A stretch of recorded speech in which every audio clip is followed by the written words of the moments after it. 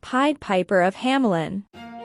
Once upon a time, on the banks of a great river in the north of Germany lay a town called Hamelin.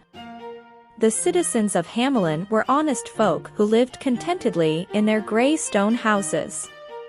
The years went by, and the town grew very rich. Then one day, an extraordinary thing happened to disturb the peace. Hamelin had always had rats, and a lot too. But they had never been a danger, for the cats had always solved the rat problem in the usual way, by killing them. All at once, however, the rats began to multiply. In the end, a black sea of rats swarmed over the whole town. First, they attacked the barns and storehouses, then, for lack of anything better, they gnawed the wood, cloth, or anything at all. The one thing they didn't eat was metal. The terrified citizens flocked to plead with the town councillors to free them from the plague of rats.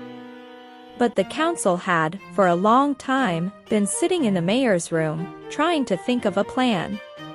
"What we need is an army of cats." But all the cats were dead. "We'll put down poisoned food then."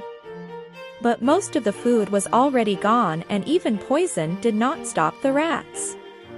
"It just can't be done without help," said the mayor sadly. Just then, while the citizens milled around outside, there was a loud knock at the door. Who can that be? The city fathers wondered uneasily, mindful of the angry crowds.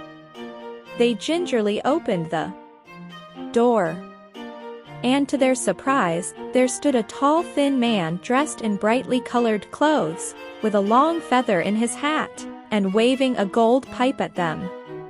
"I've freed other towns of beetles and bats," the stranger announced, "and for 1,000 florins, I'll rid you of your rats."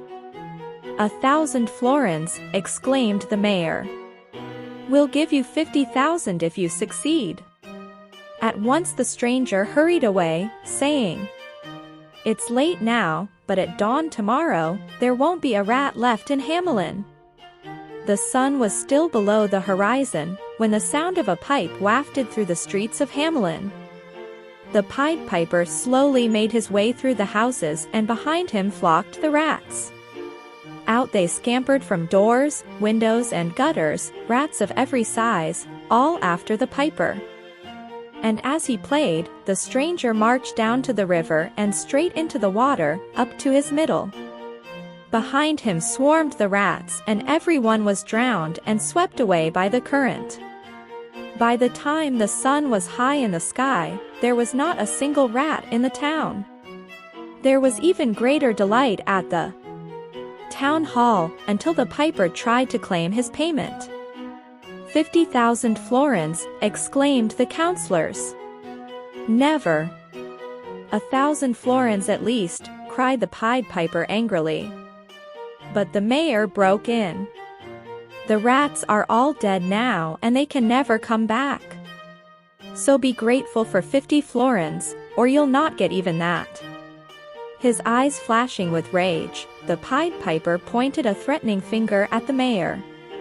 "You'll bitterly regret ever breaking your promise," he said, and vanished. A shiver of fear ran through the councillors, but the mayor shrugged and said excitedly, "We've saved 50,000 florins." That night, freed from the nightmare of the rats, the citizens of Hamelin slept more soundly than ever. And when the strange sound of piping wafted through the streets at dawn, only the children heard it.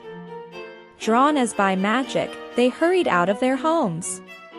Again, the Pied Piper paced through the town. This time, it was children of all sizes that flocked at his heels to the sound of his strange piping.